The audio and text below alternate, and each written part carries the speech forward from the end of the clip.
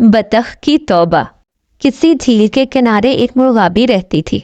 मुर्गाबी बहुत खुश इखलाक और हंसमुख तबीयत की मालिक थी। झील में और इसके किनारे बहुत से जानवर और चुरिंद परिंद रहते थे। झील के सभी मकीन मुर्गाबी की बहुत इज्जत करते थे। एक दिन झील में एक बतख अपने 2 बच्चों के साथ रहने आ गई। झील में सब ने इसका बहुत अच्छे अंदाज से इस्तकबाल किया। बतख ने पहले दिन से ही जान लिया था कि मुर्गाबी की इस झील में बहुत अहमियत है और सब इसकी इज्जत करते हैं। इसकी बात को ना सिर्फ तरजीह देते हैं बल्कि अपने मामलात में भी इसी की राय का एहतराम करते हैं। बतख अपने दिल में मुर्गाबी के लिए बोगस रखने लगी और इसने सोच लिया कि वो किसी न किसी तरह मुर्गाबी को अपने रास्ते से हटाकर इन सब की नज़रों में अपना मुकाम बना लेगी। मुर्गाबी बेचारी इस बात से बेखबर थी। मुर्गाबी तो बतख और इसके बच्चों के साथ बहुत प्यार से पेश आती थी। इसने तो कभी इसे गैर नहीं समझा था। अरे बहन, आपको क्या बताऊं, इस वक्त मेरी क्या हालत थी। बतख ने मादा हंस के पास जाकर सरगोशी की। सब खैरियत तो है ना, क्या हुआ है? मादा हंस ने परेशानी से इसकी तरफ देखते हुए पूछा। बहन, मैं जब झील में आई थी तो मुर्गाबी की इतनी तारीफें सुनी थी, इस बात की कायल हो गई कि वो वाकई बहुत अच्छे मिजाज की है। लेकिन आज बतख ने अपने लहजे में उदासी भरते हुए कहा। बतख बहन, सारी बात खुलकर बताओ।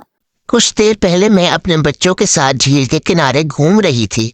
ये अचानक मुझे तुम्हारे बच्चे दिखाई दिए। मुर्गाबी भी इनके पास मौजूद थी। वो बहुत गुस्से से इन्हें डांटने के साथ न जाने क्या कुछ सुना रही थी और मुझे ये देखकर बहुत दुख हुआ।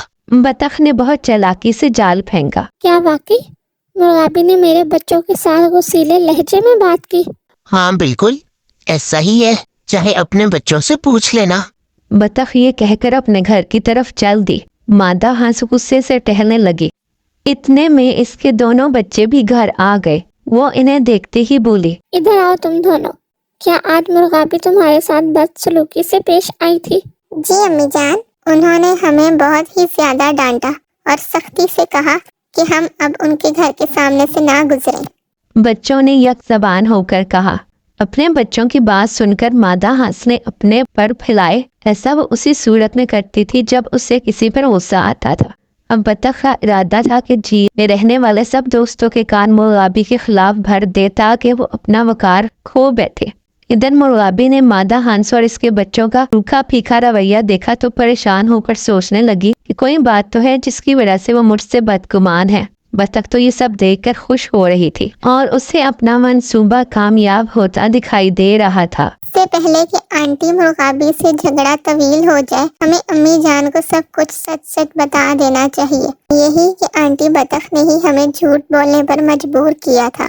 दूसरे बच्चे ने कहा, हमें इसी तरह लालच में आकर इनकी बातों में नहीं आना चाहिए था। आंटी मुर्गाबी तो हमारे साथ बहुत अच्छी है। वो तो उस दिन हमें समझा रही थी कि इस रास्ते पर कांटे बिखरे हैं, इसलिए दूसरी तरफ से गुजर जाओ।